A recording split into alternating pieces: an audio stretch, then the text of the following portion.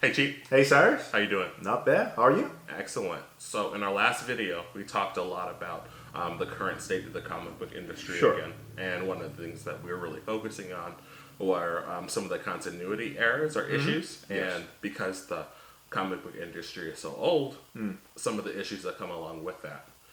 Now I just really want to shift towards the modern day and Sure. talk about why it's so difficult for a lot of new characters to be created Yes. and some of the issues that are coming along. So I guess an initial thing to talk about is what's making it so difficult for a lot of these new characters to be created and for the fans to actually latch onto them and like them. Yeah, I think the number one issue is the market is sort of in the decline. Right. When the market is in decline, it's hard to try anything new. Everyone just want to stick with what works. Right. I mean, you talk about in the '80s when the market was kind of coming to rising up, and then there's more and more money involved and more people buying books. You have something like Teenage Mutant Ninja Turtle could come out as a black and white comic book with art that is not really up to Marvel Comics standard, Sure. but come out becoming a hit. Because people are hungry, they want something different, they want something new, and the market is healthy enough to support ideas like that. Makes sense. Yeah, because if you really think about Teenage Mutant Ninja Turtles, what a bizarre concept that is. It is very Yeah, strange yeah. as an idea. Yeah, in a climate where you have Spider-Man, Superman, Batman, these guys that wear very cool costumes running around the rooftop. They're in the sewers Yeah, they're in the sewers and they're turtles. eating pizza. Yeah, they're real turtles. So it's so bizarre, but because the market is healthy, Yes. an idea like this come out, it didn't become big overnight, but it came out. The people who read it liked it because they have the money to buy it. They have the distribution chain to get it into people's hands. Right. The market was in the right Yeah. place. So I think new ideas are much more easily fostered, and they can build the fan base because there's more readership too. Yeah. More money all around. Yeah, more money all around. So we have the comics book like The Crow, which also became pretty big. The Sure. Tick is another one. So it's not impossible, and most of them are weird ideas, But because people who read the straightforward Superman, Spider-Man action stories, they say, "Well, we've been reading that. Do we have something else to look toward to?" They're willing to, go for weirder, smaller ideas, and they're happy with them. Makes sense. Yeah, and because they can get them too very easily. But now with the market in decline, it's very, very hard to get your ideas in people's hands. Right. Like I was saying in a previous video, when the market is good, you're in a very different mindset than when Yes. the market is bad. Yes. Previously, we were talking about that in terms of the editorial department and how that trickles down into the rest of the company. But it's the same way, I guess, with even project creation. Yes. When companies are deciding which projects they even want to take a chance on, if there's less money all around, Yeah. you can only really afford to be able to take a chance on the things that you're very sure are Sure. successful. The things that have a very, well-established return on investment. And that affects the way in which we think about it. Yes. Back in the 90s, they were putting out probably, 100 books a month, right? I think it was close to that. Marvel was, I think, reaching that number too. And all sorts of weird ideas were being put out. There was a character called Sleepwalker. Really? Yeah, or where I never read that book, but I believe it was a character where, when the guy sleeps, that character comes out at night to avenge justice or stuff like that. I think That's that what was they're the doing. idea. I like that. Yeah. But it's such a weird idea. If you ever seen the character, he doesn't look like a hero either. He's like in a cloak, green face and green or blue face and red eyes and all that kind of stuff. Almost look like a villain. Right. But they can try weird stuff like that. Sure. And it worked. It sold pretty well. And I remember even when the book was canceled, people kept writing letters in, wanting to read more Sleepwalker. Right. So I don't ever think it's a bad idea to experiment. But the environment right now don't really allow that. Sure.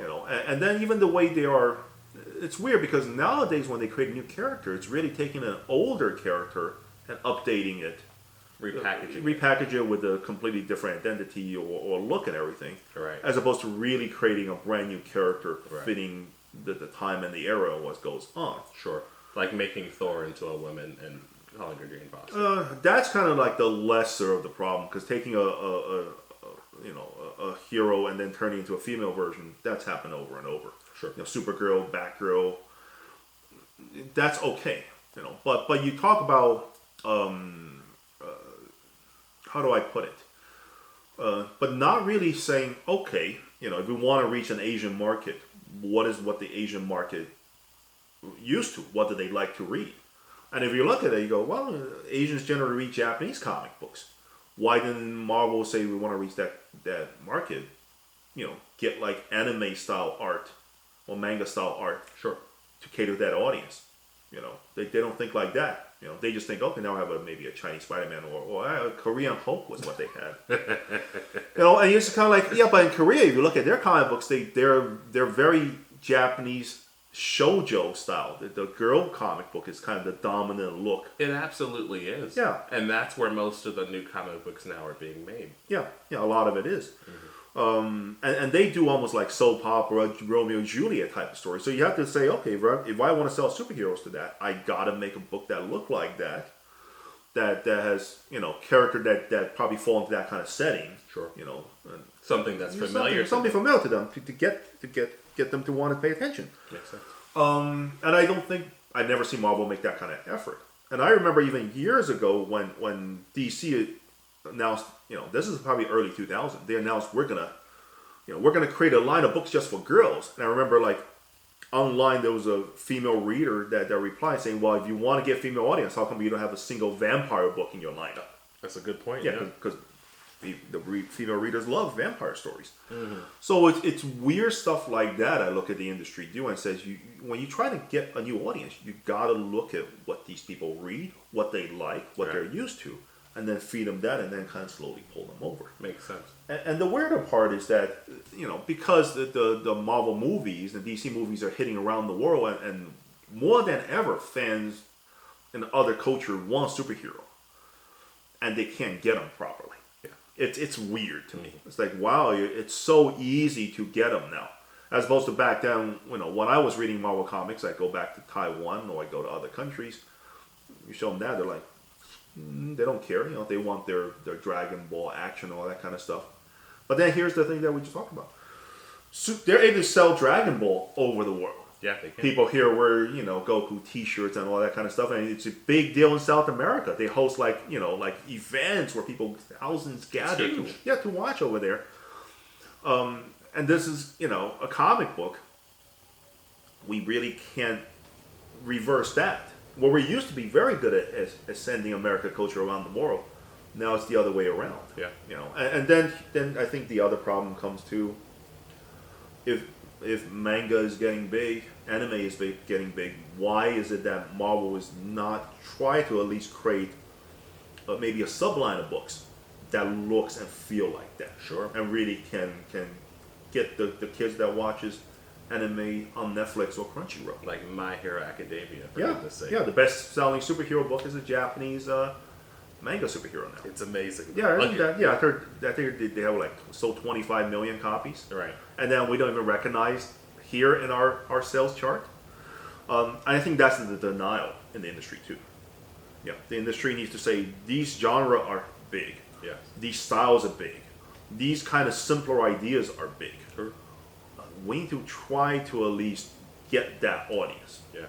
And put effort into that instead of saying, well, we're just gonna make, Spider-Man, Hulk, or Captain America Asian to try to get that look. And you're like, that's not here's how the it other works. part of it too, and I was trying to allude to this in our Sure. last video, is that in My Hero Academia, every character that's included in that story serves towards one central story, Yes. rather than a bunch of fragmented stories that you have to be able to read. Yes. And so it's far more approachable Yeah. to someone just coming right out of the gate. Yeah, well, easily digestible. Is the way to put Absolutely. it.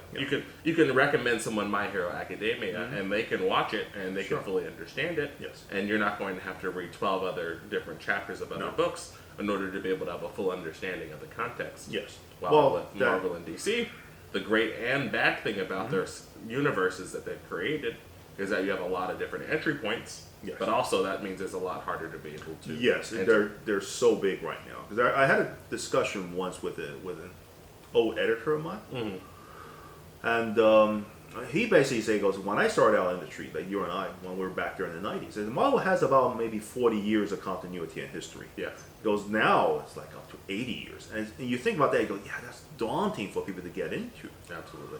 And I don't know how many people really go to Wikipedia. Like if you go to Wikipedia, you look up Spider-Man. It's ridiculous. And you look at the continuity, like what they write in terms of character synopsis and timeline.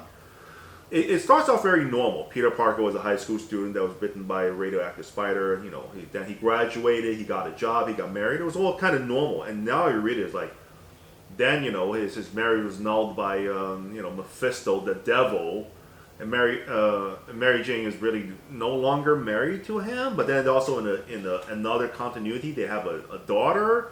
Aunt May has died and then came back, and because the one that died wasn't the real Aunt May, it was an actress hired by the Green Goblin. And you read these things, you go, this is ridiculous. Yeah.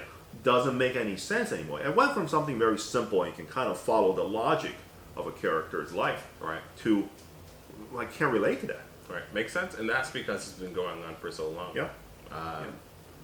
Getting back to that too, Mm-hmm. you can really create a new character that's fresh and interesting. Yes. When you package it in those smaller bites. Yes. So like with Absolutely. us, we're trying to do more one-offs, Yes. more limited stories, Mm-hmm. and because of that, when the characters are introduced, you have to actually get to know them a little bit better. Yes. We can tell a more obvious arc That's because right. we don't have to worry about keeping it going forever. We don't have 80 years of continuity baggage that we have to worry about. Exactly. It's not like, all right, if I create this character and put it in this universe, it's harder. Like, if you create a superhero in the Marvel universe, it's hard to say, wow, he's the first one ever that can fly through the sky. So you're saying that the continuity is too large for the story?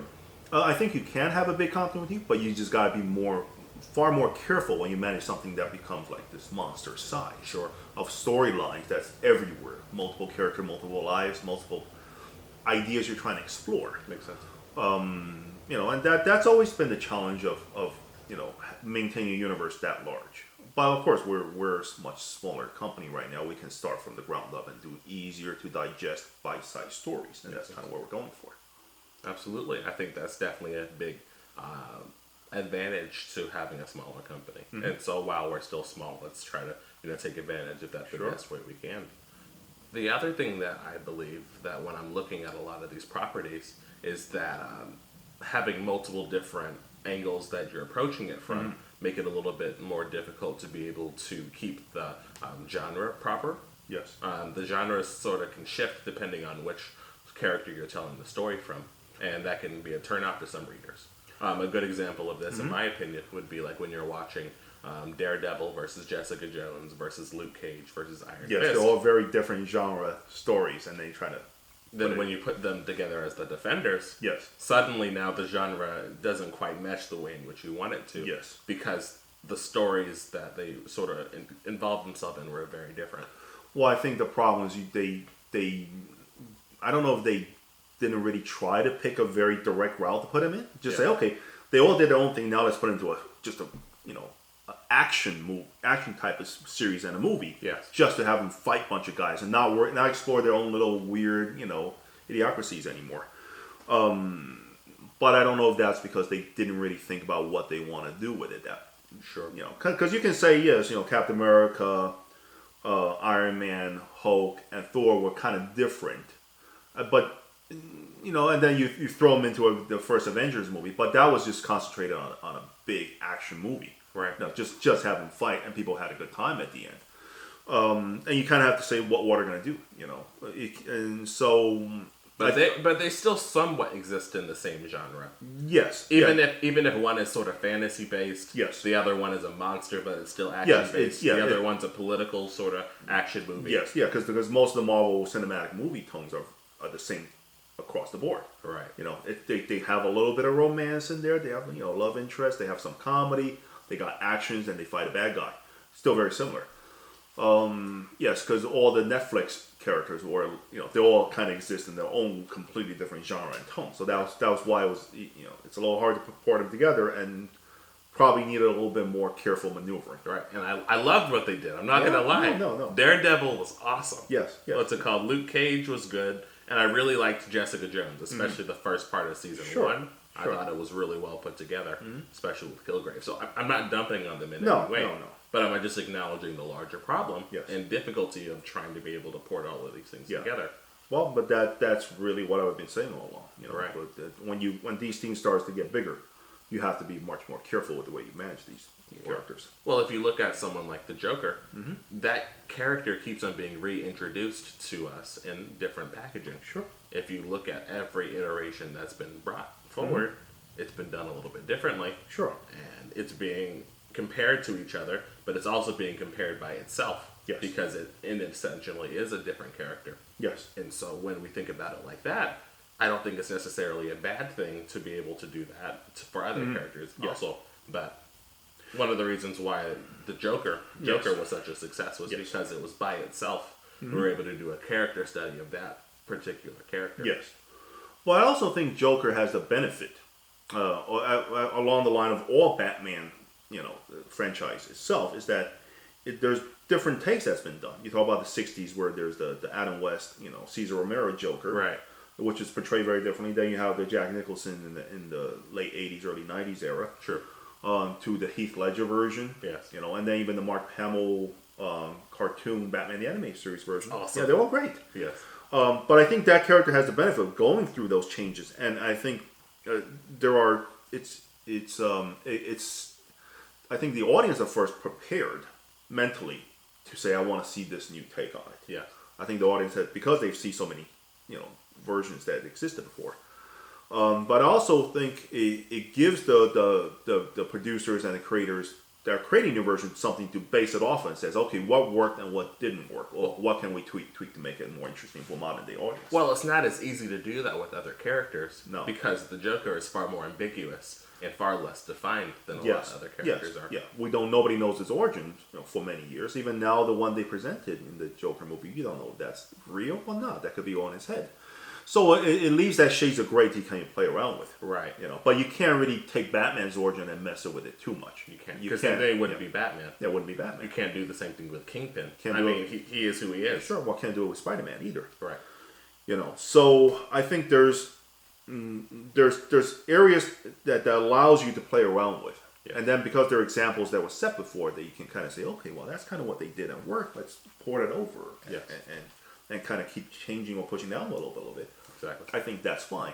The problem with the Marvel Cinematic Universe, as of right now, is because Iron Man has only been played by Robert Downey Jr. Yes. And he's created such a strong impression of what that character is. Right. It's very hard for them to immediately get somebody else and take over. It's like Hugh Jackman with Wolverine. Yeah, with Wolverine. So they may have to wait a long time before let's slip a new actor in there and make it work. That's what I was saying earlier is one of the big advantages of comic books and why they were able to avoid what the Marvel Cinematic Universe is going through right now. Yeah. Suddenly you have to introduce a lot of new characters because of contracting issues. Yes. Yeah, contracting being one. You don't have to contract Bruce Banner in the comic book to say, oh, well, this Bruce... his contract ended, we got to get somebody else to fill that role. Which is, he looks like Bruce Banner all the time. He always has been, and he always will. Of course, you can make character changes. Sure. And, of course, you can have crossover events. But those are a little bit easier to manage. Sure. Than trying to worry about an actor being able to come in and then worry about filming and editing and all of that. Sure.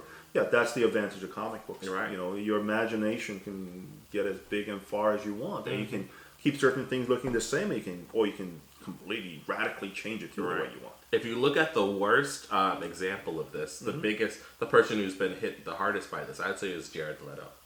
I really love him as an actor. No, I'm being serious. I love him as an actor. Yeah, I know. And I think they did him dirty as, as the Joker. I don't know if they did him dirty. I think whatever idea they have for it, it didn't hit the right mark. Well, here's my opinion. And I think his portrayal was it didn't really hit you as, wow, look at that. It was just like, okay, just somebody doing the Joker. Well, here's why I defend him. Okay. There's this Rick Ross video out there called Purple Lamborghini. And in there, his version of the Joker is actually in the music video. Oh, really? Okay. And the color correction is made. It's a much darker version of him. He's dressed exactly like how he is. Okay. But the color corrections are better. And when you see it, you're like, yes, there he is. That's exactly how he's supposed to look. Sure. And it really disheartens me because when you hear about how much footage he put forward and how much they cut up his scenes, you didn't really allow him to be able to have that same kind of acting moment that you had with Heath Ledger or you had with one of the more recent movies that we've seen. Well, that unfortunately goes back to what I talked about. You know, they didn't really pick an idea that would fit what they wanted to do when they were doing the Suicide Squad movie. Yes. You know, they were, it was, you can tell the product was all over the place. Well, it was essentially two different movies Yes. mashed together. Oh, yeah. And I think Suicide Squad's an awesome property. Sure. I really appreciate Oh, yeah. it. The casting was excellent. Yeah, some of them were pretty fun. They did a great job with the casting, and I think they did a really great job being able to put together the general idea. Yes. But it fell apart because of script issues and because of editing issues and directing issues. Yes. And those directly affected the final product. Yes, very much so. But it happens. You know, it's a big multi-million-dollar project. Sure.